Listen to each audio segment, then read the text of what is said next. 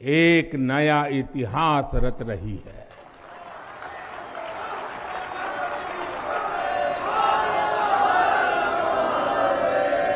और हमारा सौभाग्य है कि हम इस तिथि के साक्षी बन रहे हैं। आज विश्वनाथ धाम अकल्पनीय अनंत ऊर्जा से भरा हुआ है। उसका वैभव विस्तार ले रहा है।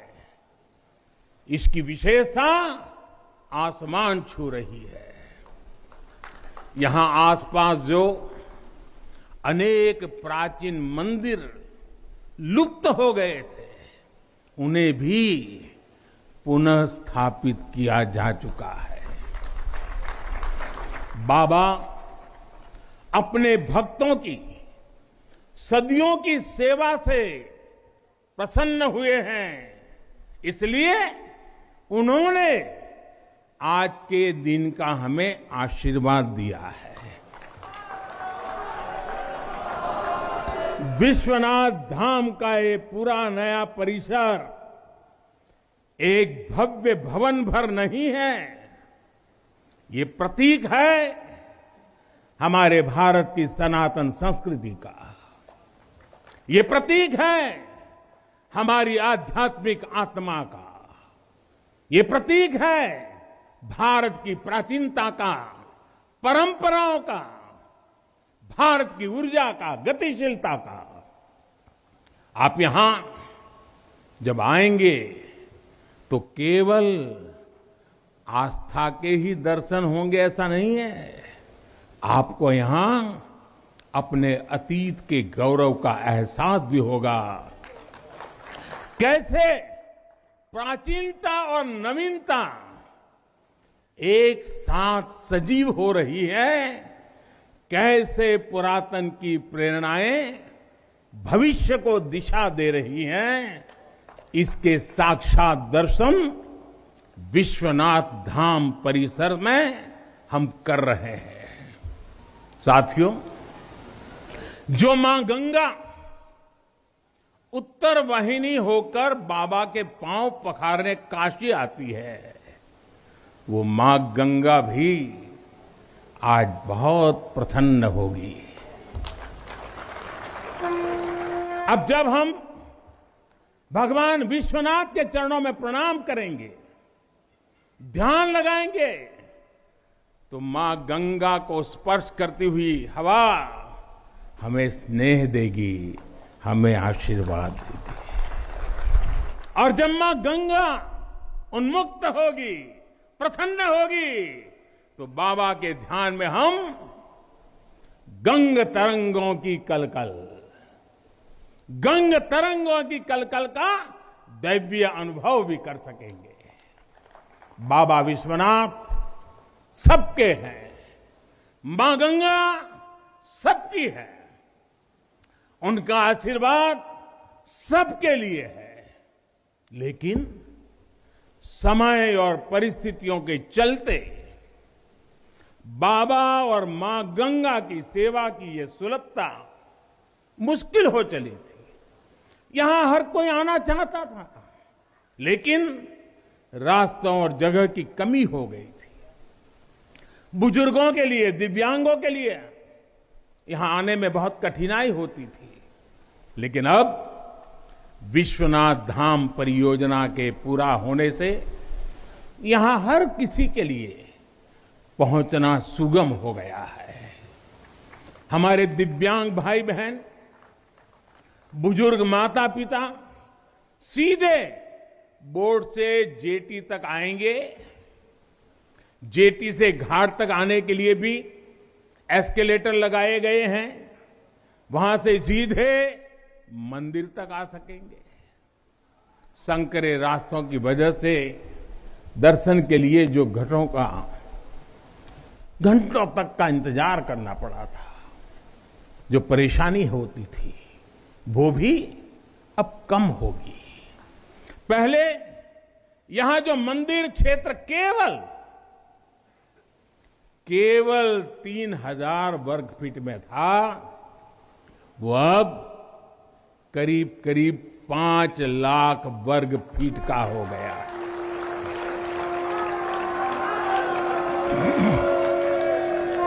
अब मंदिर और मंदिर परिसर में 50, 60, 70 हजार श्रद्धालु आ सकते हैं। यानी पहले मां गंगा का दर्शन स्नान और वहां से सीधे विश्वनाथ धाम, यही तो है हर हर महादेव। साथियों, जब मैं बनारस आया था तो एक विश्वास लेकर आया था।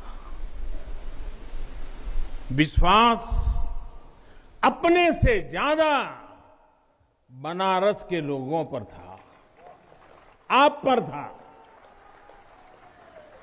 आज हिसाब किताब का समय नहीं है, लेकिन मुझे याद है तब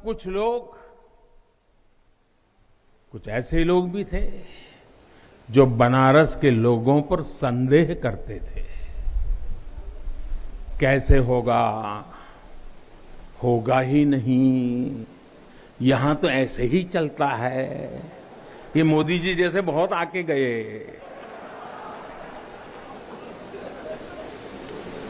मुझे आश्चर्य होता था कि बनारस के लिए ऐसी ही धारणाएं बना ली गई थी, ऐसे तर्क दिए जाने लगे थे।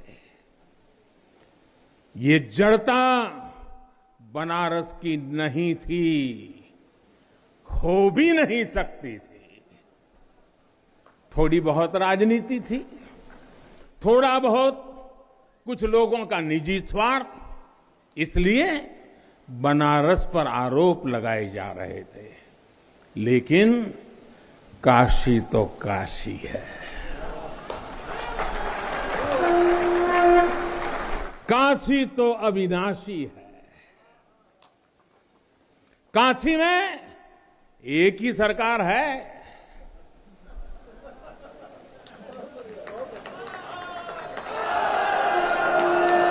जिनके हाथों में डमरू है, उनकी सरकार है। जहां गंगा अपनी धारा बदलकर बहती हो, उस काशी को भला कौन रोक सकता है। काशी खंड में भगवान शंकर ने खुद कहा है, विना मम प्रसादम वै कह काशी प्रति प्रद्युत्ते, अर्थात बिना मेरी प्रसन्नता के काशी में कौन आ सकता है, कौन इसका सेवन कर सकता है। काशी में महादेव की इच्छा के बिना न कोई आता है और न यहां उनकी इच्छा के बिना कुछ होता है। यहां जो कुछ होता है महादेव की इच्छा से होता है। ये जो कुछ भी हुआ है महादेव ने ही किया है।